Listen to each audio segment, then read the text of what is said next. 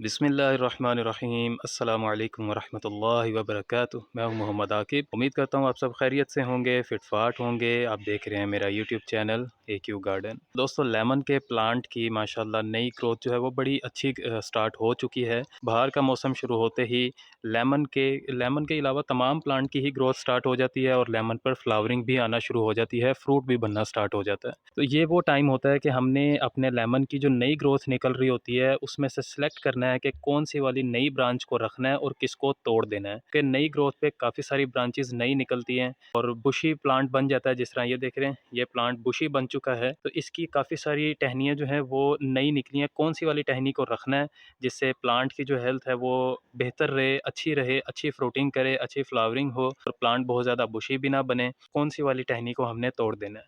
तो सबसे पहले तो प्लांट के नीचे वाले हिस्से में जो मेन ट्रंक होता है, अगर आपने ज़मीन में प्लांट लगाया है या गमले के अंदर प्लांट लगा हुआ है, तो जो मेन ट्रंक ज़मीन के करीब करीब जो भी टहनी आपकी निकलेगी उसको आपने तोड़ देना है, उसको नहीं रहने देना प्लांट के साथ। क्योंकि ये सकर्स होते हैं जो प्लांट की एनर्जी को प्लांट ऊपर तक नहीं जाने देते हैं, खुद ये सारी एनर्जी ले रहे होते हैं, तेज़ी से ग्रोथ करते हैं, बड़ी जल्दी से ये टहनियाँ जो हैं वो बड़ी होना शुरू हो जाती हैं और प्लांट को जो ऊपर वाली ग्रोथ है, जहाँ फ्लावरिंग होनी होती है, उसको सही एनर्जी नहीं मिलती और प्लांट जो है वो सही से फ्लावरिंग नहीं करता।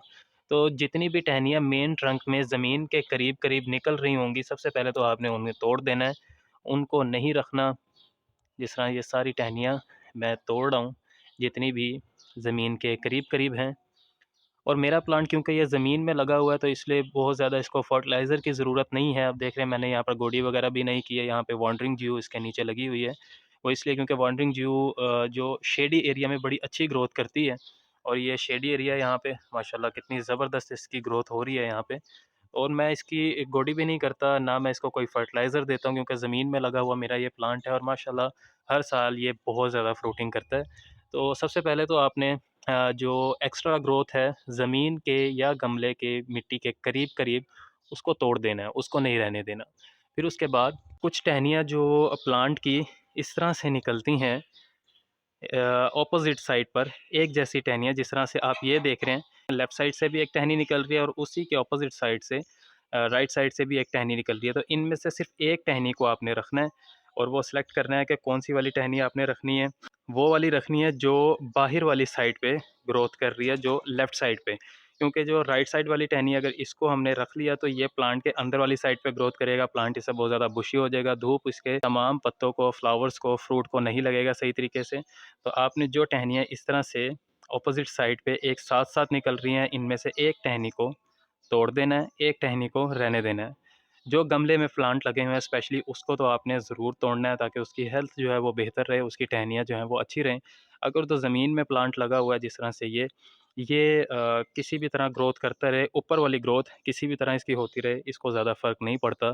बस इसकी भी जो मिट्टी के करीब-करीब की जो टहनियाँ होती हैं उनको तोड़ देना होता है।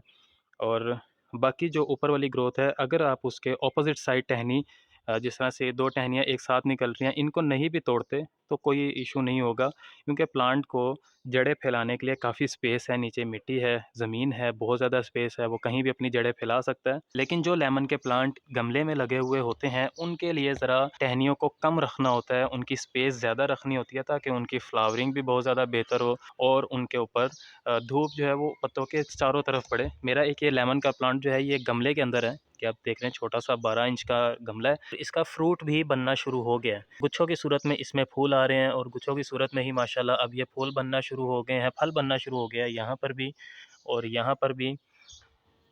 तो इसकी मैंने कोई भी ऑपोज़िट टहनी नहीं रहने दी। जिस तरह से मैंने आपको पहले दूसरे ज़मीन में लगे हुए प्लांट का बताया, ये वाली टहनी अगर इसके राइट साइड पे निकल रही होती तो उसको तोड़ देते, लेकिन ये स्पेस है, ऊपर-नीचे टहनी है तो ये वाली टहनी ठीक है। जो टहनियाँ एक दूसरे के बिल्कुल ऑपोज़िट साइड पे करीब-करीब निकल रही होंगी उनको तोड़ देना है। जो मिट्टी से करीब यहाँ पर मेन ट्रंक पे निकल रही होंगी उनको तोड़ देना है, बाकी ग्रोथ को रहने देना है। अगर गमले में लगा हुआ है तो उसमें फर्टिलाइज़र ऐड करना है, चाहे वो ऑर्गेनिक फर्टिलाइज़र हो या केमिकल फर्टिलाइज़र हो, उससे ज़रा फ्लावरिंग बेहतर हो जाएगी, ग्रोथ बेहतर हो जाएगी और फ्रूट जो है वो अच्छा-अच्छा बनेगा, ज़्यादा साइज़ उसका बेहतर होगा, गुच्छों की सूरत में लगेगा। और अगर ज़मीन में लगा हुआ प्लांट है तो फिर उसकी ज़रूरत नहीं है। आप उसको कोई भी फर्टिलाइज़र नहीं देते तब भी वो ग्रोथ बेहतर करता रहेगा। तो ये एक छोटी सी टिप है कि हमने कौन सी वाली टहनी को रखना है, किस टहनी को तोड़ देना है, प्लांट की हेल्थ को किस तरह से बेहतर करना है। उम्मीद है आपको अच्छी लगी होगी ये वीडियो। अगर अच्छी लगी है तो चैनल को सब्सक्राइब ज़रूर कीजिएगा, वीडियो को लाइक भी कीजिएगा। इस तरह की वीडियोस गार्डनिंग से रिलेटेड, ट्रैवल से रिलेटेड और बर्ड्स वगैरह से रिलेटेड आपको मेरे चैनल एक्यू गार्डन पे वीडियोस मिलती रहेंगी।